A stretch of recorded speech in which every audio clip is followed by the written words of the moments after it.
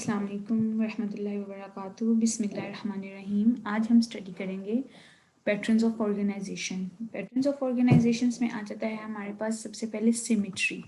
Symmetry क्या है कि ऑर्गेनिज्म को या किसी भी एनिमल को उसके पार्ट्स को अरेंज करना अराउंड अ पॉइंट। एक एक्सिस एक सेंट्रल पॉइंट के गिर्द ऑर्गेनिज्म को या एनिमल को अरेंज करना, ताकि जब हम उसको इक्वली डिवाइड करें तो उसके जो मिरर इमेजेस हैं वो बोथ साइड इक्वली लेफ्ट और राइट साइड आए हमारे पास। अब इसमें एनिमल सिमेट्री में आगे डिफरेंट टर्म्स आ जाती हैं, जिसमें आ जाता है एसिमेट्री। एसिमेट्री क्या है? Arrangement of body parts without a central axis और अ पॉइंट, यानी कि किसी भी एक सेंट्रल एक्सिस, किसी भी एक मिड पॉइंट के बगैर बॉडी पार्ट्स की अरेंजमेंट जिसके अंदर कोई भी सेंट्रल पॉइंट नहीं होता, हमें नहीं वो डिस्टिंग्विश हो रहा होता कि कौन सी चीज किस पॉइंट पे पड़ी हुई है, उसको कहते हैं asymmetry without a regular body shape. इसमें आ जाती है हमारे पास एग्जांपल स्पॉन्जेस की। ये एक स्पॉन्जेस जो है सेल एग्रीगेट ऑर्गेनाइजेशन है और ये एसिमेट्रिकल होते हैं, इनकी कोई भी बॉडी शेप नहीं होती। आगे आ जाता है bilateral symmetry. Bilateral symmetry is the thing that arrangement of body parts such that a single plane passes between the upper and lower surfaces, यानी कि एक सिंगल प्लेन को हम अपर और लोअर सरफेस के में से पास करेंगे थ्रू द लॉन्गिट्यूडनल एक्सिस। उसके जो लॉन्गिट्यूडनल एक्सिस हैं उसके थ्रू हम पास करेंगे तो वो बोथ साइड्स पे इक्वली डिवाइड होगा। For example vertebrates and humans too, कि ह्यूमंस को अगर हम मिरर इमेज उसकी देखें तो लेफ्ट साइड जैसी है वैसी ही राइट साइड है। हम अगर उसको इक्वली बायलेटरल सिमेट्री उसकी चेक करें तो उसको डिवाइड करें इक्वली लॉन्गिट्यूडनल एक्सिस के जरिए, तो वो बोथ साइड्स हमें मिरर इमेजेस एक दूसरे का रिफ्लेक्स इमेज बना के देंगी। आगे हमारे पास आ जाती है रेडियल सिमेट्री। जो रेडियल सिमेट्री है कि बॉडी जो पार्ट्स हैं उनको कॉरस्पॉन्डिंगली या रेगुलरली सेंट्रल एक्सिस के जरिए जो साइड्स होती हैं वो अरेंज होती हैं। एक साइड नहीं या दो साइड्स नहीं, ऑल जो बॉडी पार्ट्स होते हैं या ऑल बॉडी साइड्स होती हैं वो रेगुलरली सेंट्रल पॉइंट के इर्द गिर्द, सेंट्रल पॉइंट के अराउंड अरेंज्ड होती हैं। इसकी डेफिनेशन है symmetry in which the sides exhibit correspondence और regularity of parts around a central axis lacking left and right side, यानी कि बायलेटरल सिमेट्री की तरह इसमें लेफ्ट और राइट साइड ही नहीं होती। इसको आप जिस भी एक्सिस से आप डिवाइड करेंगे रेडियल सिमेट्रिक एनिमल्स को, तो वो आपको हर साइड से इक्वली डिवाइडेड हुए मिलेंगे। लाइक जनरल रेडियल सिमेट्री जो है ये identical body halves around the central axis को जनरेट करती है, जबकि बायलेटरल आइडेंटिकल बॉडी हाफ्स यानी कि टोटली जितने भी आप बॉडी हाफ्स को करोगे, लाइक जेलीफिश हो गई या स्टारफिश हो गई, जबकि जो बायलेटरल सिमेट्री है ये ओनली टू जो है साइड्स उनको जनरेट करती है, left and right side, for example humans. अब रेडियल सिमेट्री के आगे हम एग्जांपल देखते हैं तो उसमें आ जाता है एक्वेटिक नाइटेरियंस आ जाते हैं, कोरल्स आ जाते हैं, जेलीफिशेस आ जाती हैं, सी एनिमोन्स आ जाते हैं। सी एनिमोन्स अब क्या है? ये 5 पॉइंट रेडियल सिमेट्री है, यानी कि अगर हम सी एनिमोन्स को 5 पॉइंट से डायसेक्ट करेंगे, उनको डिवाइड करेंगे, उनको ऑब्जर्व करेंगे, तो हमें उन 5 पॉइंट से बिल्कुल एक जैसी सिमेट्री, उनकी एक जैसी शेप हमें नजर आएगी। Now we discussed about this thing, terms of direction. अब एबोरल डायरेक्शन कौन सी होती है? The end opposite to the mouth, यानी कि माउथ के जो बिल्कुल ऑपोजिट एंड होता है उसको कहते हैं aboral end. Oral the end containing the mouth, यानी कि माउथ जिसके अंदर ओरल एंड ओरल पार्ट वो होता है जिसके अंदर आपके सारे माउथ के पार्ट्स आ जाते हैं, जाज या मैंडिबल्स, ईच एंड एवरीथिंग उसके अंदर इंक्लूड होती है। अब anterior and, head and, usually the end of a bilateral animal that meets its environment, यानी कि upper part of the animal। जैसे कि इस आप फॉक्स को देख रहे हैं, स्वॉर्फ को देख रहे हैं, तो इसके अंदर जो इसका ऊपर वाला पोर्शन है ये इसका है एंटीरियर एंड, जो हेड रीजन के ऊपर वाला पोर्शन है जो कि एनवायरनमेंट से डायरेक्टली मीट करता है। पोस्टीरियर एंड कौन सा होता है? द टेल एंड, पूरा टेल रीजन जो है उसको क्या कहते हैं हम? Posterior and. कॉडल पोर्शन कौन सा होता है? टूवर्ड्स द टेल, वो बॉडी पार्ट जो कि टेल की तरफ मूव करता है, जहां से टेल स्टार्ट होती है उसको कहते हैं caudal region. Cephalic region towards the head, यानी कि डोर्सल साइड से जो हेड की तरफ रीजन आता है उसको हम कहते हैं सिफेलिक रीजन। डिस्टल रीजन जो है away from the point of attachment of structure on the body, यानी कि ये जो बॉडी स्ट्रक्चर है उससे अवे होता है, लाइक उसके लिम्स हो गए, उसकी toes are distal to the knee, जो उसके टॉज हैं एनिमल के वो डिस्टल पोर्शन में प्रेजेंट होते हैं। प्रॉक्सिमल कौन सा होता है? Towards the point of attachment of a structure on the body, यानी कि वो बॉडी का स्ट्रक्चर जो कि बॉडी के साथ अटैच होता है। टोज है वो लेग रीजन में आ जाते हैं, वो डायरेक्ट जो ऊपर वाला पोर्शन होता है बॉडी का डोर्सल वेंट्रल साइड होती है उसके साथ अटैच नहीं होते, लेकिन जो प्रॉक्सिमल पार्ट होता है वो डायरेक्ट बॉडी के साथ अटैच होता है, like hip that is proximal to knee, मतलब जो नी और हिप को अटैच करता है। अब आगे आ जाता है dorsal, the back of an animal, for example in humans back side is called dorsal, like in animals जो उसके अपर सरफेस है, अपर साइड है, उसको हम कहते हैं डोर्सल साइड। और जो होती है उसकी ventral side belly region side होती है। Belly of an animal lower surface जो होती है, for example in humans front part, synonyms with anterior for animals that walk upright, यानी कि एनिमल ह्यूमन बींग्स में उसका front part, inferior below a point of reference. For examples, the mouth is inferior to the nose in humans. Humans के आगे inferior उभरा हुआ, उसका जो फ्रंट पार्ट जो होता है, इंफीरियर जो पार्ट होता है below a point of reference, उस वो पार्ट जो होता है उसका इंफीरियर एंड होता है, superior above a point of reference, यानी कि नेक रीजन जो होता है किसी भी एनिमल का, ये चेस्ट से सुपीरियर करता है। Lateral, away from the plane that divides a bilateral animal into mirror images. वो plane away from the plane that divides a bilateral animal into mirror images.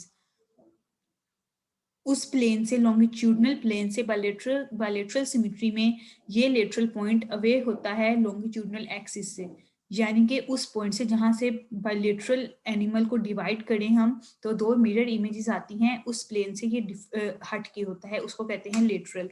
और मीडियन जो होता है ये नियर होता है जहां से हम डिवाइड करते हैं किसी भी बायलेटरल सिमेट्री को।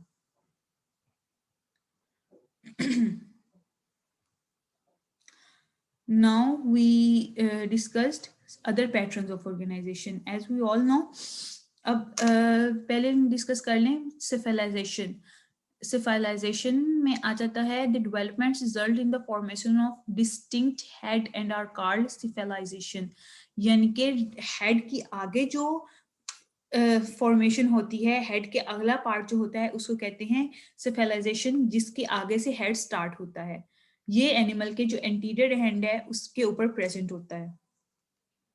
अदर पैटर्न्स ऑफ ऑर्गेनाइजेशन में हम करते हैं जो कि मजीद ब्रॉड एक कॉन्टेक्स्ट में आ जाता है, लाइक मोर कॉम्प्लेक्सिटी की तरफ आ जाता है। सबसे पहले हमारे पास आ जाते हैं यूनिसेलुलर लेवल ऑफ ऑर्गेनाइजेशन, फिर हमारे पास आ जाते हैं डिप्लोब्लास्टिक ऑर्गेनाइजेशन, यानी कि dip mean two, di mean two, और फिर आ जाते हैं triploblastic organisation, tri mean three.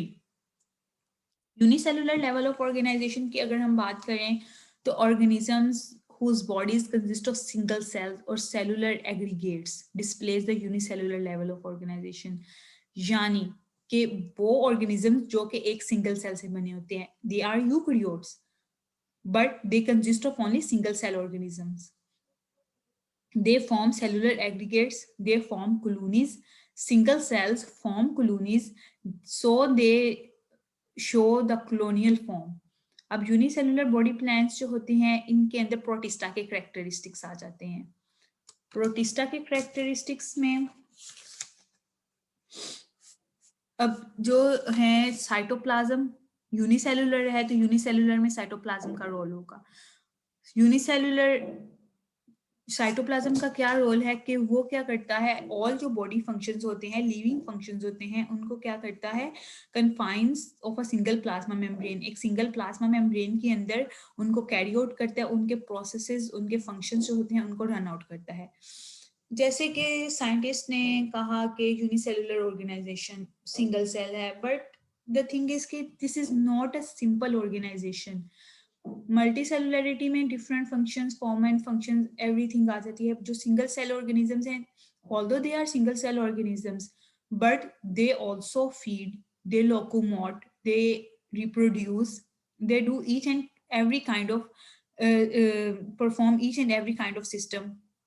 इनमें डाइजेशन होती है, इनमें वाटर एंड आयन की रेगुलेशन होती है, इनमें सेंसिटिव परसेप्शन होती है, इनका एक अपना नर्वस सिस्टम होता है जो कि पूरी बॉडी को मैनेज कर रहा होता है, पूरी बॉडी को स्टिमुलस दे रहा होता है। इनके अंदर रिप्रोडक्शन होती है, ये फीड करते हैं, लोकोमोट करते हैं, एक्विजिस्टेशन होती है। अब so these are also complex but contain only single cell. Cellular aggregates जो होते हैं ये लूज एसोसिएशंस ऑफ सेल्स होते हैं। जैसे ऊपर हमने डिस्कस किया कि ये कॉलोनीज फॉर्म में होती हैं। लूज एसोसिएशंस ऑफ सेल्स कैसे होते हैं कि ये इंटरडिपेंडेंस होते हैं, लिटिल इंटरडिपेंडेंस। अब इंटरडिपेंडेंस क्या होता है कि कोई भी दो या दो से ज्यादा ऑर्गेनिजम्स एक दूसरे के ऊपर डिपेंड करें बट लिटिल इंटरडिपेंडेंस, कि इनमें डिपेंडेंस होती है। कॉलोनी, जब आप एक कॉलोनी में रहते हैं तो आपको एक दूसरे के ऊपर रिलाई करना पड़ता है, बट नॉट टू फॉर, कि एक इतना ज्यादा रिलाई नहीं हम करते। इसी तरह यही कॉलोनीज हैं, ये इनको इंटरडिपेंडेंस होती हैं, मतलब लिटिल इंटरडिपेंडेंस, रिलाई करती हैं बट नॉट सो मच। इनका हर एक का अपना फंक्शन होता है, कोऑपरेट एक दूसरे के साथ करती हैं, कोऑर्डिनेशन ऑफ फंक्शन करती हैं। कि एक कॉलोनी का सिंगल जो सेल है उसका क्या फंक्शन है वो तो सेल ने खुद ही परफॉर्म करना है, बट एक कॉलोनी में जब आप आ जाते हैं तो वो सारे सेल्स जो मिलकर परफॉर्म करते हैं उनका लिटिल फंक्शन ये होता है। Therefore, cellular aggregates cannot be considered tissues.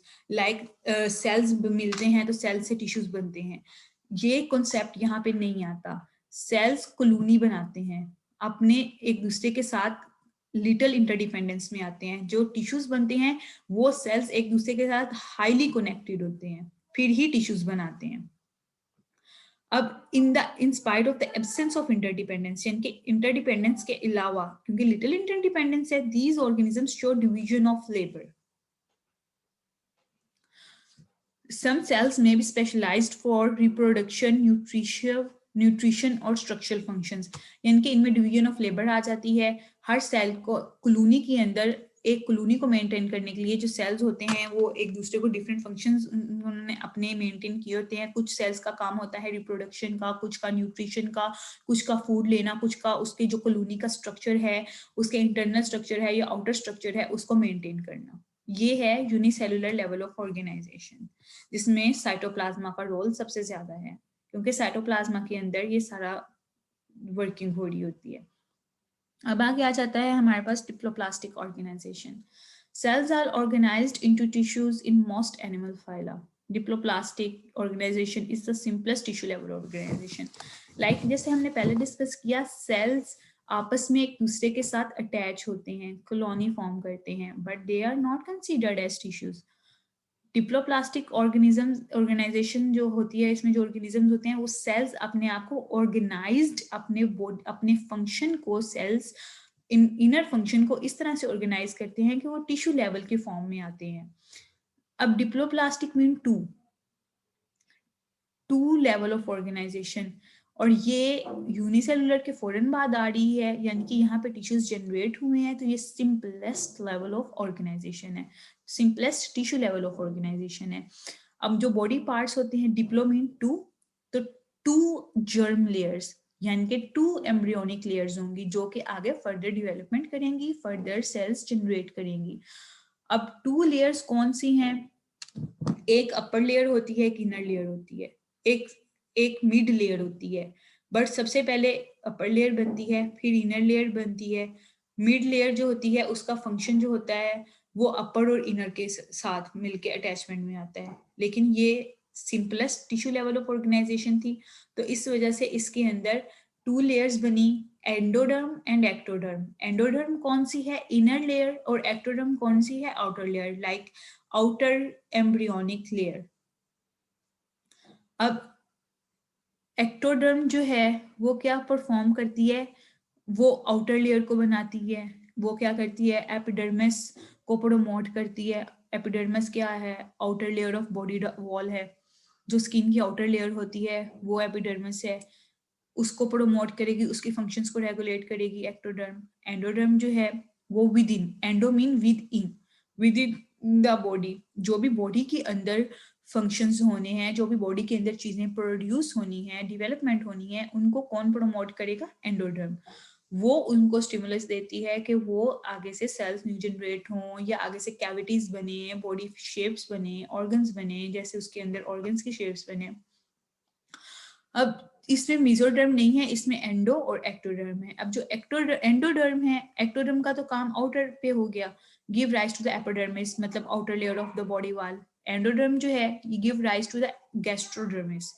Gastrodermis क्या है? अब गैस्ट्रोडर्मिस गट कैविटी है, the tissues that lines the gut cavity. इसमें डिप्लोमे सेल से टिश्यूज बने, तो tissues that lines the gut cavity, यानी कि वो टिश्यूज जो गट कैविटी को बनाते हैं, उसको लाइन अप करते हैं, इनर लेयर्स ऑफ सेल्स। ये इनर लेयर्स ऑफ सेल्स होती है जो कि गैस्ट्रल कैविटी बनाती है, ये स्पेशली नाइडेरियंस में भी पाई जाती है। अच्छा, और इसके बाद आ जाता है gastroderm is a non cellular layer between the epidermis and gastrodermis, is a non-cellular layer. Epidermis upper layer, gastrodermis inner layer. इनके दरमियान एक नॉन मतलब सेल्स नहीं होते बट लेयर होती है, फ्लूइड टाइप होता है, जो जो कि विदाउट सेल्स होता है बट फ्लूइड अंदर उसके प्रेजेंट होता है, उसको कहते हैं मिजोग्लिया। उसको क्या कहते हैं हम? मिजोग्लिया। और मिजोग्लिया जो क्या है, इसके अंदर सम डिप्लोब्लास्टिक ऑर्गेनिजम्स, यानी कि जैसे जैसे सिंपल से कॉम्प्लेक्स की तरफ आते जाते हैं डिप्लोब्लास्टिक ऑर्गेनिजम्स, वैसे वैसे कुछ जो ऑर्गेनिजम्स होते हैं उनकी मिजोग्लिया में सेल्स प्रेजेंट होते हैं, but they are always derived from ectoderm and endoderm. Mesodermal cavity जो होती है वो खुद से जनरेट होती है, वो अपने सेल्स खुद बनाती है, लेकिन जो मिजोग्लिया है वो क्या करता है, वो सेल्स, वो उसके जो सेल्स कभी कभी जो उसके अंदर प्रेजेंट होते हैं कुछ ऑर्गेनिजम्स में, वो कहाँ से ड्राइव होते हैं, या वो एक्टोडर्म डिराइव करता है, उनको प्रोड्यूस करता है, या वो एंडोडर्म की हेल्प से प्रोड्यूस होते हैं। अच्छा, the cells in each tissue layer are functionally interdependent, यानी कि अब टिश्यू लेवल ऑफ ऑर्गेनाइजेशन आ गई थी, तो इसके अंदर जो फंक्शन है हर सेल का वो डिपेंड करता है एक दूसरे के ऊपर। Gastrodermis consist of nutritive and muscular cells. जो गैस्ट्रोडर्म जो होता है उसका वो क्या करता है, वो डाइजेशन में और मस्कुलर जो सेल, जो इनर मस्कुलर सेल्स होते हैं बॉडी ऑर्गन्स के, उनको प्रमोट करने में हेल्प करता है। जबकि जो एपिडर्मिस है वो उसकी एपिथेलियल लेयर बनाता है, उसकी स्किन बनाता है और उसके अपर मसल्स बनाता है, जो कि उसको बॉडी को फ्लेक्सिबल या रिजिड करने में उसकी हेल्प करते हैं, और जो कि उसकी बॉडी को मेंटेन करने में, मूव करने में उसकी हेल्प करते हैं। लाइक दिस, ये हम देखेंगे सेंटर में गट है, गट क्या था, एंडोडर्मल कैविटी से गैस्ट्रोडर्मिस बनी, गैस्ट्रोडर्मिस ने बनाई गट कैविटी। ठीक है, अब ये गट कैविटी जो है ये बनाएगी मस्कुलर ऑर्गन्स के जो मसल्स हैं उनको मेंटेन करेगी और न्यूट्रिशन में हेल्प करेगी। अब गट के बाद आ जाते हैं हमारे पास एंडोडर्म। एंडोडर्म ये एक लेयर है जिससे हमारे पास अंदर इंटरनल सारा सिस्टम उसका प्रोड्यूस हुआ। अब सबसे आउटर लेयर है एक्टोडर्म, जो कि बनाएगी एपिडर्मिस। अब एक्टोडर्म और एंडोडर्म में होते हैं tissues present, but in between the centre there is a mesoglea that is a simple fluid. लेकिन कुछ डिप्लोब्लास्टिक ऑर्गेनिजम्स में जो मेसोग्लिया होता है वो क्या करता है कि उसके अंदर सेल्स डिराइव होते हैं, जनरेट होते हैं with the help of ectoderm and endoderm. अब feeding movement, for example the feeding movement of hydra और the swimming movement of a jellyfish are only possible when groups of cells cooperate, showing tissue level organisation. Hydra जो है वो कैसे feed करेगा? Single उसका जो cell है वो फीड नहीं ऐसे कर सकता, या सिंगली इंडिविजुअली नहीं कर सकता उसका हर सेल फीड। जब उसके सेल्स जो है वो टिश्यू लेवल पे फॉर्म करेंगे, आपस में कनेक्ट करेंगे, तो वो उस और हर टिश्यू के अंदर, हर सेल के अंदर जब उसकी फीडिंग मूवमेंट जाएगी तो हाइड्रा वो है जो उसकी वो फीडिंग होगी। इसी तरह सिमिलर जेलीफिश है। अब आगे आ जाते हैं हम ट्रिप्लोब्लास्टिक ऑर्गेनाइजेशंस पे। Triploblastic, trip mean as all know trip mean three. अब स्प्राउट का मतलब होता है ग्रोथ, कि उसकी कैसे सेल्स की थ्री सेल्स की या थ्री लेयर्स की ब्लास्टिक लेयर, थ्री लेयर्स की कैसे ग्रोथ होती है. Triploblastic three layers. This is their tissues are derived from three embryological layers. यानी कि पहले था थ्री जर्म्स लेयर जो होती, टू जर्म्स लेयर थी उसमें डिप्लोब्लास्टिक में, एंडोडर्म एंड एक्टोडर्म. अब यहाँ पे आ गई है ट्रिप्लो यानी कि थ्री एम्ब्रियोनिक लेयर्स. यहाँ पे एडिशन हो गई अब मीजोडर्म की. मीजोडर्मल कैविटी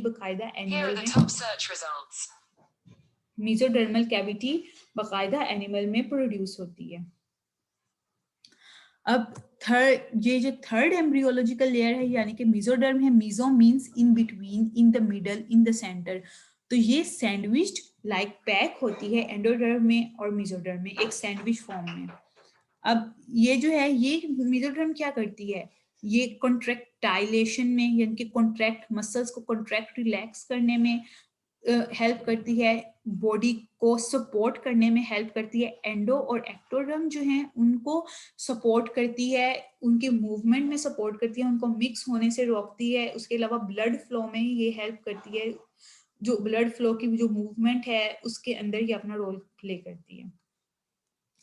अब आगे आ जाता है tissues are organized to form excretory, nervous, digestive, reproductive, circulatory and other systems. यानी कि इसमें मोर कम्प्लेक्सिटी आई, टिश्यूज ने ऑर्गन्स डिप्लो में बनने शुरू हुए हमारे पास टिश्यूज, ट्रिप्लो में हमारे पास आए ऑर्गन्स. अब टिश्यूज जो हैं सेल्स मिलके बनाते हैं टिश्यूज और टिश्यूज मिलके बनाते हैं ऑर्गन्स और ऑर्गन सिस्टम लेवल फिर फॉर्म में आता है. तो टिश्यूज जो हैं वो ऑर्गेनाइज्ड हुए और उन्होंने फिर एनिमल्स में जो स्मॉल एनिमल्स हैं यानी कि इनवर्टिब्रेट्स हैं उन्होंने उसमें फिर बनाना शुरू किया उनका सिस्टम, उनकी बॉडी ऑर्गन्स. एक्सक्रीटरी सिस्टम बनाया, उनका रिस्पिरेटरी सिस्टम बनाया, उनका डाइजेस्टिव सिस्टम बनाया, उनका रिप्रोडक्टिव सिस्टम बनाया, सर्कुलेटरी सिस्टम बनाया, locomotory system. Each and every kind of system उन्होंने उनका बनाया जो कि एक एनिमल को सर्वाइव करने में उसकी हेल्प करता है. फिर इसमें आ जाते हैं आर यूजली बायलेटरली सिमेट्रिकल और have evolved from bilateral ancestors. Triploblastic organisation या ट्रिप्लोप्लास्टिक ऑर्गेनिजम्स में बायलेटरली सिमेट्रिकल जो ऑर्गेनिजम्स होते हैं उनके एग्जांपल आप ले सकते हैं. आप इसमें वर्टिब्रेट्स के एग्जांपल ले सकते हैं, आप इसमें ह्यूमन बींग्स के एग्जांपल ले सकते हैं. इनके सिंपल से जो कॉम्प्लेक्स की तरफ ऑर्गेनिजम्स जाते हैं, बर्ड्स आ गए, वर्टिब्रेटा आ गए, उसके अंदर ये ऑर्गेनाइजेशन एक हाई लेवल पे मौजूद होती है. अब ट्रिप्लोब्लास्टिक जो ऑर्गेनिजम्स होते हैं ये सेवरल सब ग्रुप्स में डिवाइड होते हैं. किसी में बॉडी कैविटी मौजूद होती है, किसी में बॉडी कैविटी मौजूद नहीं होती. On the absence and presence of body cavity ये अपने आप को डिस्टिंग्विश करते हैं एक दूसरे से. What is body cavity? Body cavity क्या है? ये एक फ्लूइड फील्ड स्पेस है. यानी कि बॉडी कैविटी खाली एक कैविटी है, एक पार्ट है जिसके अंदर फ्लूइड जो होता है, एक स्पेस है उसके अंदर फ्लूइड जो होता है वो फील्ड होता है जो कि इंटरनल ऑर्गन्स होती हैं उनको सेपरेट करता है बॉडी वॉल से. कि जो ऑर्गन्स हैं वो डायरेक्ट उसकी बॉडी आउटर लेयर है जो एक्टोडर्म है उसके साथ अटैच ना हो जाए.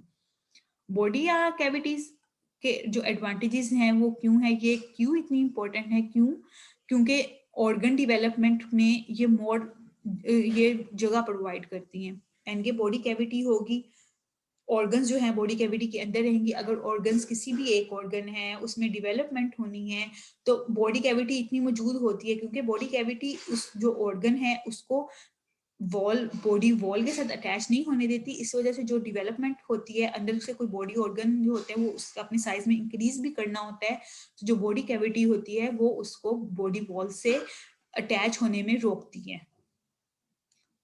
और फिर उसके बाद आ जाता है कि ये सरफेस एरिया प्रोवाइड करती है न्यूट्रिएंट्स को, मतलब जो अंदर फीडिंग जाती है, जो अंदर उसके न्यूट्रिशन जाती है, डिफ्यूजन ऑफ गैसेस होती हैं. उसके अलावा जो वेस्ट होता है वो वेस्ट ने कैसे ऑर्गन से बाहर निकलना है, एक्सक्रीटरी ऑर्गन्स के थ्रू बाहर निकलना है, उसने अंदर कैसे प्रोड्यूस होना है उसको प्रमोट करती है सरफेस एरिया.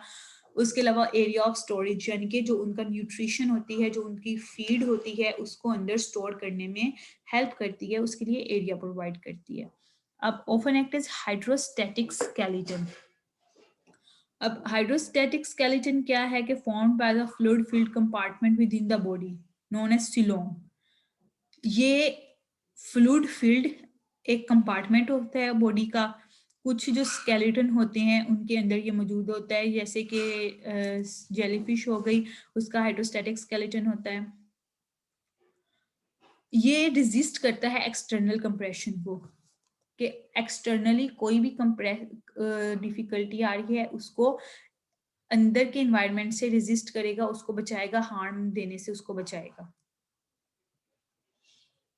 अच्छा, ऑफ दीज द हाइड्रोस फिर आ जाता है provide a vehicle for eliminating wastage and reproductive products from the body, यानी कि वेस्ट को सेक्रीट करने में, एलिमिनेट करने में हेल्प करता है, और उसके अलावा रिप्रोडक्शन में हेल्प करता है, बॉडी साइज को इंक्रीज करने में जो बॉडी कैविटी है वो हेल्प करती है। Hydrostatic skeleton reserves further command body cavity, fluids give support, मतलब सपोर्ट देती है while allowing the body to remain flexible, यानी कि बॉडी कैविटी जो होती है ये बेसिकली एक फ्लूइड है, लेकिन ये एक सपोर्ट प्रोवाइड करती है। बॉडी कैविटी है वो तो किसी भी तरह किसी भी शेप में हो सकती है, लेकिन ये बॉडी को अलाउ करती है कि बॉडी फ्लेक्सिबल रहे, बॉडी हार्ड शेप में ना जाए। स्केलेटन हार्ड ही होता है, लेकिन हाइड्रोस्टैटिक स्केलेटन यानी कि फ्लूइड फिल्ड स्केलेटन तो ये सॉफ्ट, फ्लेक्सिबल, रिजिड होता है, बट ये फ्लेक्सिबल भी होता है साथ में। इतना रिजिड नहीं होता कि आउटर जो सरफेस है वो बहुत ही हार्ड हो जाए, ये रिजिड है बट ये फ्लेक्सिबल भी है। Because the water in the balloon like hydrostatic skeleton के फ्लूइड फील्ड है, यानी कि वाटर फील्ड बलून्स होते हैं, बिकॉज ये फ्लफी फ्लफी से गोल गोल से होते हैं, या आप जिस जहाँ से भी इनको शेप देने की कोशिश करेंगे ये वहां से ही हो जाएंगे, जहाँ पे आप इनको कंप्रेस करेंगे ये वैसे के वैसे ही हो जाएंगे। अगर आप इनको इनके एंड्स से कंप्रेस करते हैं, या इनके बोथ एंड्स से आप इनको कंप्रेस करते हैं, जो हाइड्रोस्टैटिक फ्लूइड है इनकी बॉडी इतनी रिजिड होती है कि वो हार्ड होती है बट फ्लेक्सिबल भी होती है, वो ब्रेक डाउन नहीं होती है, और जो सारा फ्लूइड होता है वो सेंट्रल रीजन में आ जाता है, जिससे बॉडी फैटी फैटी सी बन जाती है। और अगर आप इसको किसी एक एंड से करेंगे तो वो सारा वो दूसरी साइड पे चला जाएगा जी। और ये क्या करती है, हेल्प करती है मूवमेंट में और शेप चेंजेस इन एनिमल्स में। अब आगे आ जाते हैं ट्रिप्लोब्लास्टिक एसिलोमेट पैटर्न। सिलोमेट क्या है? Coelom. What is coelomate? Coelom. अब सिलोम जो है, सिलोम क्या है? Body cavity with a complete lining peritoneum. Peritoneum mesoderm की इंटरनल लाइनिंग, मेसोडर्म की इंटरनल लाइनिंग जो कि मेसोडर्म लेयर से प्रोड्यूस होती है उसको पेरिटोनियम कहते हैं। अब सिलोम जो है बेसिकली ये बॉडी कैविटी ही है, यानी कि इसके अंदर फ्लूइड है, फ्लूइड सारा है, लेकिन ये कंप्लीट एक लाइनिंग के अंदर फ्लूइड प्रेजेंट होता है, उस लाइनिंग को क्या कहते हैं? पेरिटोनियम। मेसोडर्म के अंदर सिलोम प्रेजेंट होता है, लेकिन एक कंप्लीट लाइनिंग के अंदर प्रेजेंट होता है। जैसे जैसे एवोल्यूशन होती है तो लाइनिंग उसकी बनती है, पहले मेसोडर्म नहीं था लेकिन फिर मेसोडर्म बनी, फिर उसकी लाइनिंग बनी पेरिटोनियम। और सिलोम क्या है? Body cavity with a complete, पहले बॉडी कैविटी थी जस्ट, लेकिन जब लाइनिंग बनी, पेरिटोनियम बना, तो फिर साइंटिस्ट ने उसका नाम सिलोम रख दिया। अब क्या है कि एसिलोमेट, ए का मतलब as we all know that नहीं, the triploblastic acoelomate pattern. Acoelomate without coelom. Triploblastic animals whose mesodermally derived tissues form a relatively solid mass of cells between ectoderm and endoderm are called acoelomate. यानी कि इसके अंदर इन triploblastic organisms के अंदर जो mesoderm होती है ये सिलोम प्रेजेंट नहीं होता, बट इसके अंदर सेल्स प्रेजेंट होते हैं, solid mass of sales present होते हैं, यानी कि एक बहुत ही ज्यादा हाई क्वांटिटी में ही अपने अंदर सेल्स मेसोडर्म लेयर के अंदर प्रोड्यूस कर लेती है। अब जो कुछ सेल्स होते हैं एक्टोडर्म और एंडोडर्म के दरमियान में, ये लूजली ऑर्गेनाइज्ड सेल्स होते हैं। इन लूजली ऑर्गेनाइज्ड सेल्स को हम कहते हैं पैरेन्काइमा। ये किसी भी पर्टिकुलर फंक्शन के लिए प्रेजेंट नहीं होते हैं। अब आगे आ जाते हैं triploblastic acoelomate pattern like without coelom, इसके अंदर मेसोडर्म लेयर के अंदर सॉलिड मैस ऑफ सेल्स होते हैं। ये सेल्स प्रेजेंट होते हैं एक्टोडर्म एंड एंडोडर्म के दरमियान में, क्योंकि मेसोडर्म प्रेजेंट ही एक्टो और एंडो के दरमियान में होती है, और ये लूजली ऑर्गेनाइज्ड होते हैं। इन सेल्स, ये जो सॉलिड मैस ऑफ सेल है इसको हम कहते हैं पैरेन्काइमा। अब ट्रिप्लोब्लास्टिक सूडोसिलोमेट पैटर्न। सूडो क्या मतलब है? सूडो मतलब है फॉल्स, सिलोमेट मतलब सिलोम, इनके फॉल्स सिलोम, सिलोम प्रेजेंट है बट फॉल्स, एक प्रॉपर वे में प्रेजेंट नहीं है। Not entirely lined by mesoderm, यानी कि सिलोम क्या है, हमने जैसे पहले डिस्कस किया कि सिलोम वो बॉडी कैविटी होती है जो कि मेसोडर्म की जो इनर लाइनिंग होती है ना, पेरिटोनियम जिसे हम कहते हैं, वो उसके साथ वो प्रेजेंट होती है, तो जो अंदर बॉडी कैविटी होती है उसे सिलोम कहते हैं। यहाँ पे फॉल्स है, मतलब इसकी जो इनर लाइनिंग है मेसोडर्म की, वो उसके अंदर बॉडी कैविटी लाइन नहीं कर रही है। No muscular or connective tissues are associated with the gut tract. No mesodermal sheets cover the inner surface of the body wall. यानी कि mesodermal sheets जो हैं, लाइनिंग पेरिटोनियम ही नहीं है, तो वो कैसे उसको कवर करेंगी? नो, कोई मेम्ब्रेन नहीं होगी, ऑर्गन्स जो हैं वो बॉडी कैविटी में वैसे ही प्रेजेंट होंगे। अब दो ट्रिप्लोब्लास्टिक सिलोमेट पैटर्न, यानी कि एक कंप्लीट सिलोम जिसके अंदर प्रेजेंट होता है, जिसके अंदर पेरिटोनियम मौजूद होती है, वो है ट्रिप्लोब्लास्टिक सिलोमेट पैटर्न। ऑर्गेनिजम्स ये वाले इसमें आते हैं। अब सिलोम क्या है? Like I said before, the body cavity with a complete lining peritoneum. Peritoneum क्या है? लाइनिंग डिराइव्ड फ्रॉम मेसोडर्म, यानी कि मेसोडर्म की इंटरनल लाइनिंग। अब यहाँ पे अकॉर्डिंग टू बुक हम डेफिनेशन देखते हैं, coelom is a body cavity completely surrounded by mesoderm, यानी कि मेसोडर्म ने उसको कंप्लीटली सराउंड किया हुआ है। उसकी जो पेरिटोनियम लेयर है, उसने उसको पेरिटोनियम शीट है, या लेयर कह लें या शीट कह लें, इसने इनर बॉडी वॉल जो होती है उसको कंप्लीटली सराउंड किया होता है, and is continues with the serosa.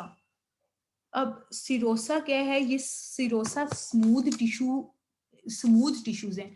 सिरोसल membrane क्या है? स्मूथ टिश्यू मेम्ब्रेन होते हैं which lines the outside of visceral organs. अब विजरल ऑर्गन्स हमारे पास कौन सी ऑर्गन्स आ जाती हैं? विजुअल ऑर्गन्स वो ऑर्गन्स हैं जो कि इंटरनल ऑर्गन्स होती हैं, जैसे कि चेस्ट है, एब्डोमेन है, हार्ट हो गए, लंग्स हो गए, लीवर, पैंक्रियाज, इंटरनल, मतलब टोटली ऑल इंटरनल ऑर्गन्स होती हैं, उनको विजुअल ऑर्गन्स कहते हैं। अब पेरिटोनियम जो है, मेसोडर्म यानी कि सेंट्रल लेयर, वो क्या करती है? आगे जाके अटैच होती है सिरोसा से, वो कंटिन्यू आगे करती है सिरोसा को। सिरोसा क्या करती है? सिरोसा जो सिरोसल मेम्ब्रेन होती है, वो लाइनिंग करती है आउटसाइड ऑफ विजुअल ऑर्गन्स, ताकि जो विजुअल ऑर्गन्स हैं वो प्रोटेक्टेड रहें। Peritoneum and serosa continues and suspend visual organs. Body cavity जाहिर है इनवर्टिब्रेट्स हैं, अगर तो इन बॉडी कैविटी के अंदर ही वो होगी, विजुअल ऑर्गन्स मौजूद होंगे। वर्टिब्रेट्स हैं या इनवर्टिब्रेट्स हैं, तो वो जो सिरोजा होता है वो बॉडी कैविटी के अंदर उसको प्रोटेक्ट करता है, जो उसकी लेयर आउटर बॉडी कैविटी होती है। These suspended sheets are called mesenteries, यानी कि वो शीट आगे सिरोसा जिन शीट्स को राइज आउट करता है, उन शीट्स को क्या कहते हैं हम? mesenteries. Having mesodermally derived such as muscle and connective tissues associated with internal organs enhances the function of virtually all internal body organisms. अब आप ये पिक्चर देखेंगे, यहाँ पे ब्लू को उन्होंने एक्टोडर्म किया हुआ है, उसके अलावा उन्होंने ये जो मेसोडर्म है उसको रेड से शो किया हुआ है, और एंड ऑरेंज जो है बिल्कुल इंटरनल लेयर, उसको एंडोडर्म से शो किया हुआ है। ट्रिप्लोब्लास्टिक ऑर्गेनिजम्स हैं ये। सबसे पहले आ गया गट, गट के बाद आई हमारे पास एंडोडर्म, एंडोडर्म के बाद आई एक्टोडर्म, एक्टोडर्म और एंडोडर्म के सेंटर में सैंडविच्ड जो लेयर है वो है मेसोडर्म। अब जो मेसोडर्म है, अब ट्रिप्लोब्लास्टिक एसिलोमेट पैटर्न कौन सा था जिसमें सिलोम मौजूद ही नहीं है? ओके, अब जो है सूडोसिलोम, ये एक फॉल्स सिलोम है, यानी कि जिसके अंदर बॉडी कैविटी मौजूद है बट मेसोडर्म की इनर लाइनिंग नहीं है, इनर लाइनिंग नहीं है, absence of mesodermal lining on the gut tract, यानी कि ये जो हमारे पास ये गट है इसके बाद कोई भी मेसोडर्म की लाइनिंग नहीं है, इसको कहते हैं सूडोसिलोम। अब ये थर्ड पिक्चर में हम जाते हैं, तो थर्ड में आ जाता है हमारे पास, ये देखें ये गट है, गट की लाइनिंग है एंडोडर्म की, इसके बाद एक और लाइनिंग है रेड में, रेड चूंकि मेसोडर्म को प्रेजेंट कर रहा है, तो ये किसकी लाइनिंग आ गई? मेसोडर्म की। अब ये जो मेसोडर्म है ये इसकी इनर लाइनिंग आगे प्रोड्यूस हो रही है, इसको कहते हैं पेरिटोनियम, और ये पेरिटोनियम जो है ये आगे फर्दर कंटिन्यू करती है, ये सेकंड लेयर जो आगे सिरोसा को, ये सिरोसा जो है ये फिर ये बनाती है मिजेंट्रीज जो कि सिलोम के आपस में एक दूसरे के साथ रिलेट करते हैं। ठीक है, peritoneum layer, serosa, coelom, and ये हमारे पास एंडोडर्म आ गई और ये हमारे पास एक्टोडर्म आ गई।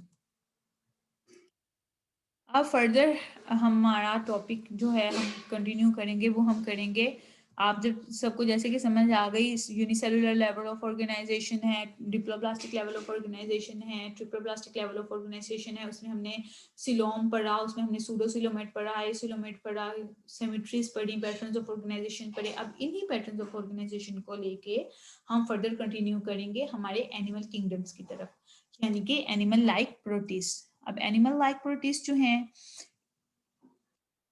ये क्या है कि एंशियंट मेंबर्स ऑफ आर्की हैं।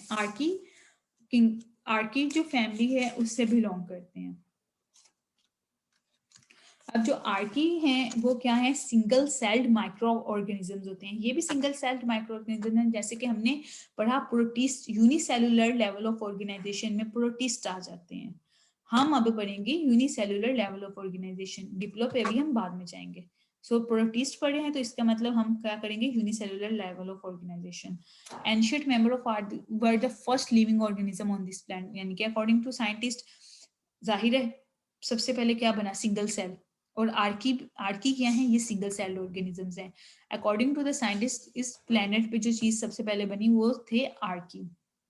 ये सिंगल सेल माइक्रो ऑर्गेनिजम्स होते हैं। इनका जो स्ट्रक्चर होता है that is similar to bacteria, इस वजह से कभी कभी इनको हम आर्की बैक्टीरिया भी कह देते हैं। अब ये एवोल्यूशन, बेसिकली ये बैक्टीरिया से एवॉल्व हुए होते हैं, एवोल्यूशन इनकी हुई होती है। ये एनारोब्स होते हैं, मतलब लिविंग इन्वायरमेंट में उस इन्वायरमेंट में रहते हैं जो कि लो इन ऑक्सीजन होती है, जिसमें इतनी ऑक्सीजन नहीं होती है, जैसे कि वाटर में हो गया, सॉइल में हो गया। एनारोब्स क्या होते हैं, जो कि डज नॉट मतलब रिक्वायर्ड एनी ऑक्सीजन। ओके, अब आगे आ जाता है कि किंगडम प्रोटिस्टा जो है, प्रोटोक्टिस्टा, आल्सो कॉल्ड प्रोटोक्टिस्टा, इसकी एक टर्म है, साइंटिस्ट ने इसको दी थी सबसे पहले, उसके बाद ये किंगडम प्रोटिस्टा में कन्वर्ट हुई। अब ये आर्की जो है सिंगल सेल्ड है और किंगडम प्रोटिस्टा के सिंगल सेल, ये मेनली आए हैं यूकैरियोट्स में एवोल्यूशन हुई। अब आर्की ने राइज किया, गिव राइज किया किसको, किंगडम प्रोटिस्टा को, अबाउट 1.5 बिलियन ईयर्स अगो, यानी कि 1.5 बिलियन ईयर्स अगो पहले जो आर्की बैक्टीरिया थे, आर्कीज थे, उन्होंने किंगडम प्रोटिस्टा में एवॉल्व हुए। अब एंडोसिम्बियोंट हाइपोथेसिस के अकॉर्डिंग जो है, नंबर ऑफ एक्सप्लेनेशंस के, एंडोसिम्बियोंट हाइपोथेसिस क्या है, ये है कि ये हाइपोथेसिस ये बताते हैं कि कैसे माइटोकॉन्ड्रिया का और क्लोरोप्लास्ट का ओरिजिन हुआ, और कैसे माइटोकॉन्ड्रिया जो हैं डिसेंडेंट फ्रॉम स्पेशलाइज्ड बैक्टीरिया, यानी कि माइटोकॉन्ड्रिया कैसे स्पेशलाइज्ड बैक्टीरिया के अंदर से डिसेंड हुए, इवॉल्व हुए। In short, it is the leading evolutionary theory of origin of eukaryotic cell from prokaryotic organisms, यानी कि प्रोक्रियोटिक सेल से यूक्रियोटिक में आए। यूनिसेलुलर प्रोक्रियोटिक्स यानी कि उसके अंदर न्यूक्लियस आ जाता है हमारे पास, जिसमें न्यूक्लियस ना हो वो ऑब्वियसली प्रोक्रियोट है। यूक्रियोट में आ जाता है हमारे पास न्यूक्लियस, तो न्यूक्लियस में आ जाते हैं हमारे पास, जैसे सेल आता है उसके अंदर न्यूक्लियस में माइटोकॉन्ड्रिया, एंडोप्लाज्मिक रेटिकुलम, ये सारे, और माइटोकॉन्ड्रिया जो है वो सेल का बेसिक फंक्शन परफॉर्म करता है जो न्यूक्लियस के अंदर होता है। अब सिम्बियोटिक हाइपोथेसिस क्या था, एंडोसिम्बियोट हाइपोथेसिस के origin of mitochondria and chloroplast, यानी कि यहाँ पे माइटोकॉन्ड्रिया एंड क्लोरोप्लास्ट की ओरिजिन हुई। फिर जो साइंटिस्ट थे उन्होंने कहा कि जो प्रोटिस्ट है इनका जो एंसेस्ट्रल ग्रुप है, यानी कि हम अगर इनकी फालोजेनी टेस्ट करें तो इनका जो एंसेस्ट्रल ग्रुप है वो क्या है, वो आर्कियन ग्रुप है, यानी कि आर्की बैक्टीरियाज जो हैं वो इनका एंसेस्ट्रल ग्रुप है, क्योंकि ये उनसे डिराइव हुए हैं, इवॉल्व हुए हैं। इसके अलावा depending on the classification system, protist के 7 एंड 45 फाइला ऑफ प्रोटिस्ट हैं जिनके अंदर से ये बिलोंग करते हैं। अब वो group of organisms believed to have had separate origins and are said to be phylogenetic, यानी कि group of organism polyphyletic. Polyphyletic क्या है, group of organisms derived from more than derived from common evolutionary ancestor, यानी कि ancestral group होते हैं, they have been grouped together but don't share immediate common ancestor. Please note down students कि they have been grouped together, यानी कि ये group में होते हैं but they don't share immediate common ancestor. Immediate common ancestor वो common ancestor है जो कि बिल्कुल रिसेंटली कॉमन एंसेस्टर है, उनका जो कॉमनली बिल्कुल जिससे वो रिसेंटली इवॉल्व हुए हैं वो उनका कॉमन एंसेस्टर है। इनका कॉमन एंसेस्टर है बट इमीडिएट कॉमन एंसेस्टर में ये बिलोंग नहीं करते पॉलीफाइलेटिक में। अब आगे आ जाते हैं, ये क्या होते हैं, प्रोटिस्ट होते हैं, कुछ ऑटोट्रॉफिक होते हैं, मतलब अपना फूड खुद प्रोड्यूस करते हैं। कुछ जो एनिमल लाइक होते हैं हेट्रोट्रैफिक, प्राइमरीली हाइड्रोट्रैफिक, यानी कि प्राइमरी हेट्रोट्रैफिक हो जाते हैं, they feed on other organisms. और कुछ जो होते हैं ये, इसमें हम जो डिस्कस करेंगे फाइला, उसको क्या कहते हैं, प्रोटोजोआ। अब आगे हम देखते हैं कि life within a single plasma membrane. Single plasma membrane, अब प्रोटोजोआ जो है इसमें हम क्या करेंगे, प्रोटिस्ट में हम किसको स्टडी करेंगे, प्रोटोजोआ को। What is protozoa?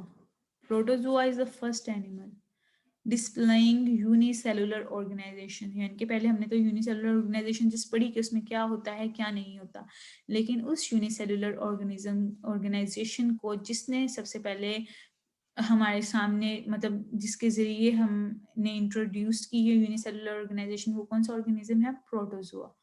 Proto mean first and जुआ ऑब्वियसली जू एनिमल, जुआ एनिमल, फर्स्ट एनिमल जिसने के साइटोप्लाज्मिक, अब यूनिसेलुलर ऑर्गेनाइजेशन कौन सी है, साइटोप्लाज्मिक, जिसमें साइटोप्लाज्म यानी कि फ्लूइड का रोल होता है। इसने यूनिसेलुलर ऑर्गेनाइजेशन को शो किया। They are which does not necessarily imply that they are simple organism, यानी कि हम ये नहीं कह सकते जैसे हमने पहले पीछे डिस्कस किया था कि ये सिंपल ऑर्गेनिजम्स हैं, ये भी कॉम्प्लेक्स ऑर्गेनिजम्स हैं, क्योंकि हर इनके जो सेल है, हर इनका जो ऑर्गेनिज्म है, बेशक ये एक सेल से बना है बट हर ऑर्गेनिजम्स की अपने फंक्शंस हैं, अपनी उनकी फीडिंग हैबिट्स हैं, अपनी उनकी लोकोमोशन है, रिप्रोडक्शन है, ईच एंड एवरीथिंग इसमें आ जाती है। इसके अलावा जो कुछ प्रोटोजोन फाइलर्स होते हैं उसमें कॉलोनीज आ जाती हैं, एसोसिएशन ऑफ इंडिविजुअल्स, यानी कि जो कि नॉट डिपेंडेंट, अपने किसी और पे डिपेंडेंट नहीं करते, कुछ में कॉलोनीज बन जाती हैं, इंटरडिपेंडेंट होते हैं, यानी कि कुछ लिटिल इंटरडिपेंडेंट होते हैं। कुछ जो ऑर्गेनिजम्स होते हैं वो दूसरे ऑर्गेनिज्म पे डिपेंड नहीं करते, वो अपना फूड, वो अपने सारे बॉडी फंक्शंस खुद ही परफॉर्म करते हैं। इसलिए कहते हैं कि जो प्रोटोजोन कॉलोनीज होती हैं can become complex with some individuals becoming so specialized that differentiating between a colony and a multicellular organisms become difficult. अब इसका मतलब ये है कि कॉलोनी क्या है, एक से ज्यादा सेल्स आपस में इंटरडिपेंडेंटली यानी कि लिटिल इंटरडिपेंडेंटली अटैच्ड होंगे आपस में एक दूसरे के साथ। अब इसकी आपको समझ आई थिंक आ गई होगी ये लिटिल इंटरडिपेंडेंट क्या है, कि ये अब इतनी कॉलोनी है। अब जैसे हमने पहले डिस्कस किया था कि जो सेल है, कुछ सेल्स हैं उस कॉलोनी में न्यूट्रिशन का काम करेंगे, रिप्रोडक्शन का काम करेंगे, कुछ जो है उसका स्ट्रक्चर बनाएंगे, कुछ जो हैं वो उसके डिफरेंट फंक्शंस होंगे उनको परफॉर्म करेंगे। सो अकॉर्डिंग टू साइंटिस्ट जो हैं कॉलोनी के अंदर जो ऑर्गेनिजम्स रह रहे हैं सिंगल सेल या मल्टी सेलुलर ऑर्गेनिजम्स, एक मल्टी सेलुलर ऑर्गेनिज्म है उसका सारा फंक्शन वही है, एक मल्टी सेलुलर जो ऑर्गेनिज्म है, उसके अलावा जो कॉलोनी में है वो सब वही सिस्टम परफॉर्म करने हैं। सो हम ये नहीं कहते कि this is the more simplest या multicellularity is the most complex thing, both are equal in their own content. अब आगे आ जाता है हमारे पास maintaining life within a single plasma membrane, के एक सिंगल प्लाज्मा मेम्ब्रेन के अंदर लाइफ कैसे होती है। Maintaining homeostasis, firstly we will discussed about homeostasis, कि होम्योस्टेसिस क्या है। होम्योस्टेसिस क्या है कि एक डायनामिक इक्विलिब्रियम को मेंटेन करना, बॉडी के इंटरनल फंक्शंस को मेंटेन करना with the by the protecting the harms from the external environment. The definition of homeostasis is ability to maintain dynamic equilibrium in the body, regulate internal environment to process energy for survival. यानी कि internal जो body है उसको maintain कैसे organism करता है कि वो सरवाइव करे एक्सटर्नल इन्वायरमेंट के हार्म्स एंड फ्लक्चुएशन से. अब मेंटेनिंग होम्योस्टेसिस यानी कि बॉडी ऑर्गेनिज्म कैसे मेंटेन करेगी, क्या उसके क्या फंक्शंस वो परफॉर्म करेगी जिससे वो उसको मेंटेन कर सके. Organelles that are simple to the organism for the eukaryotic cells carried out specific functions in protozoa. Organelles मतलब सिमिलर टू यानी कि वो ऑर्गेनेल्स जो कि यूकैरियोटिक सेल्स में होती हैं, इसमें सिंगल प्लाज्मा मेम्ब्रेन का फंक्शन भी तकरीबन, क्योंकि वहां पे मल्टी सेलुलर आ जाना है, यहाँ पे क्लोनिफॉर्म में आ जाना है, तो इनका फंक्शंस भी जो होते हैं वो ऑलमोस्ट सेम होते हैं. Some protozoan organelles however reflect specialisation for unicellular lifestyles, यानी कि कुछ जो प्रोटोजोन ऑर्गेनेल्स होती हैं वो स्पेशलाइजेशंस करती हैं यूनिसेलुलर लाइफस्टाइल्स में, यानी कि उसको मजीद मॉडिफाई करके हमें एक्सप्लेन करती हैं. अब आगे आ जाता है हमारे पास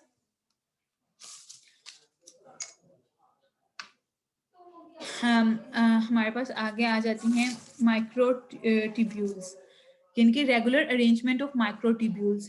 microtubules called the pellicle underlies the plasma membrane of many protozoa. हम देखेंगे रेगुलर अरेंजमेंट ऑफ माइक्रोट्यूब्यूल्स.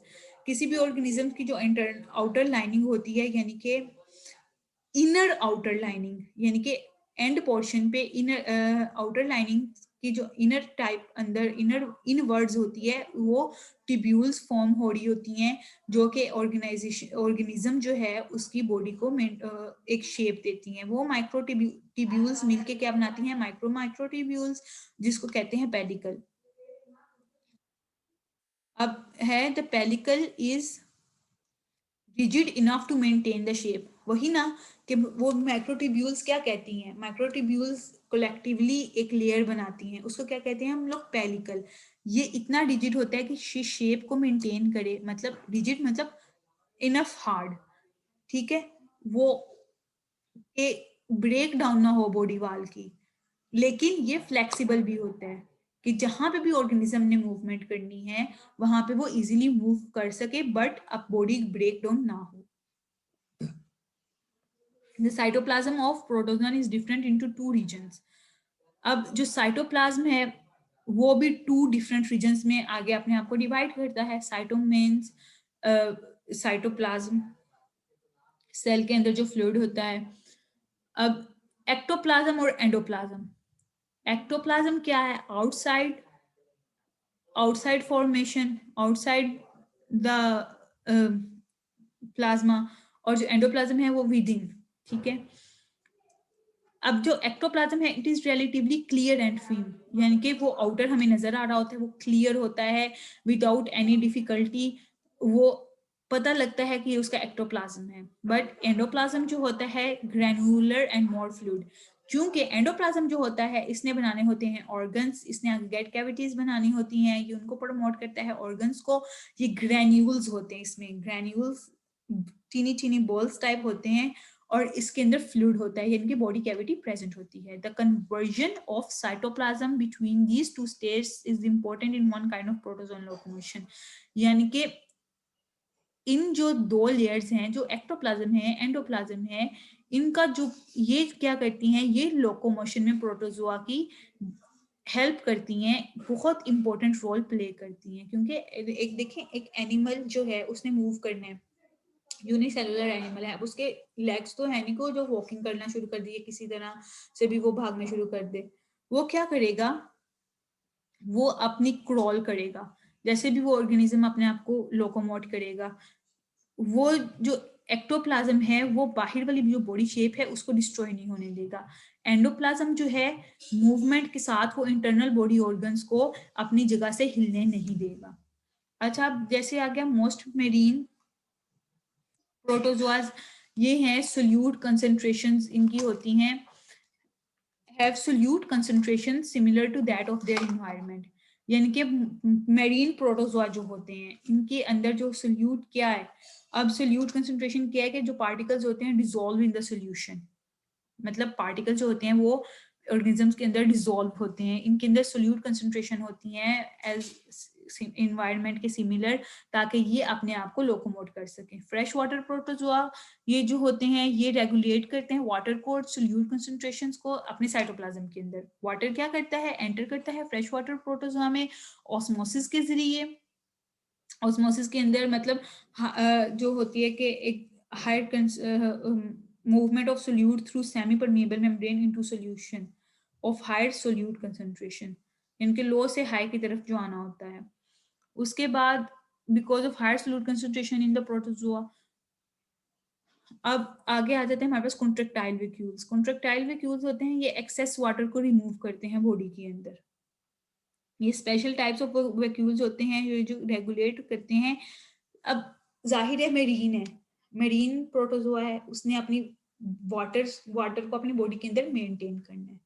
वो कैसे मेंटेन करेगा, उसकी बॉडी वैसे फंक्शंस परफॉर्म करेगी तो वो मेंटेन करेगा ना अपनी बॉडी को वैसे। उसके अंदर सोल्यूट कंसंट्रेशन ऐसी होती है कि जो बाहर से कंसंट्रेशन आनी होती है वो उतनी ही कंसंट्रेशन आनी होती है सोल्यूट की जितनी कि वो उसके बॉडी के अंदर वो डिसॉल्व हो सके। फिर आ जाती है ऑस्मोसिस कि वो कैसे सोल्यूट्स ने आना होते हैं अंदर, ऑस्मोसिस के जरिए आना होता है। फिर अंदर उसके मौजूद होते हैं कॉन्ट्रेक्टाइल वैक्यूल्स। ये स्पेशल टाइप के वैक्यूल्स होते हैं जो कि वाटर की क्वांटिटी को सेल की inside of the body of cell regulate करते हैं, मेंटेन करते हैं। यानी कि होम्योस्टेसिस क्या है बेसिकली कि मेंटेन करना, चाहे वो जिस भी मर्जी प्रोसेस के जरिए हो। अब इसमें कार्डियो ये कॉन्ट्रेक्टाइल वैक्यूल्स जो हैं ये अपने आप को मेंटेन, ये बॉडी को मेंटेन करते हैं, होम्योस्टेसिस का प्रोसेस परफॉर्म करते हैं ताकि बॉडी के अंदर वाटर की जो क्वांटिटी है ना ही एक्सेस हो और ना ही टू मच लो हो कि ऑर्गेनिजम्स की डेथ रेट हो जाए। अब जो है in some protozoa contractile vacuoles formed by the coalescence of smaller vacuoles। यानी कि कॉन्ट्रेक्टाइल वैक्यूल्स क्या हैं, ये कैसे बनते हैं, जो स्मॉलर वैक्यूल्स होते हैं उनकी मर्जिंग से। यानी कि स्मॉलर वैक्यूल्स जो होते हैं वो इकट्ठे हुए, आपस में मर्ज हुए, आपस में ज्वाइन हुए, तो क्या बन गया कॉन्ट्रैक्ट। ज्यादा सारे वैक्यूल्स बने तो उनका नाम क्या हो गया हमारे पास, कॉन्ट्रेक्टाइल वैक्यूल्स।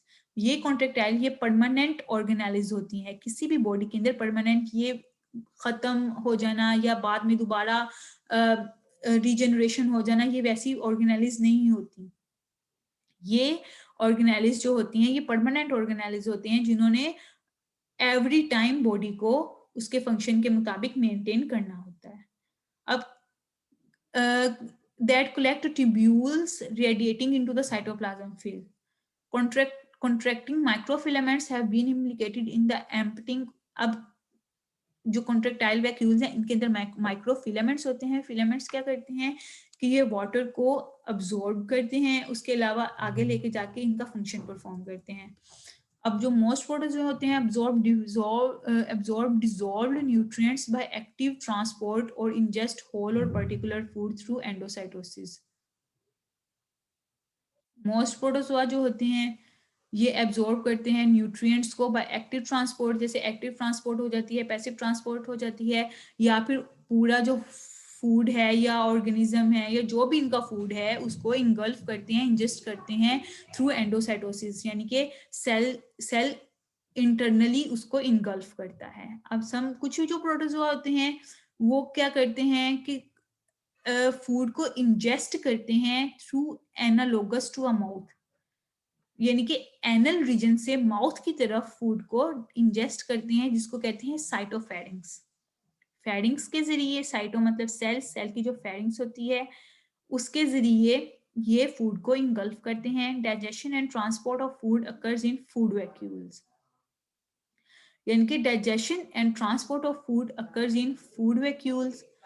जो फूड वैक्यूल्स होते हैं जैसे कॉन्ट्रेक्टाइल वैक्यूल्स से उनका क्या काम था, वाटर को रेगुलेट करना। फूड वैक्यूल्स से इनका काम है फूड को रेगुलेट करना, ये डाइजेशन करना, ट्रांसपोर्ट करना फूड को through the all body parts.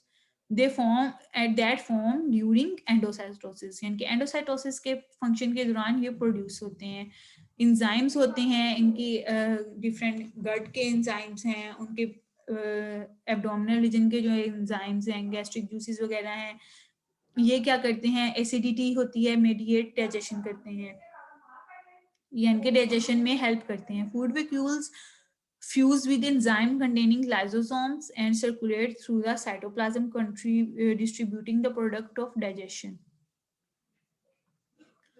So class, let's continue tomorrow.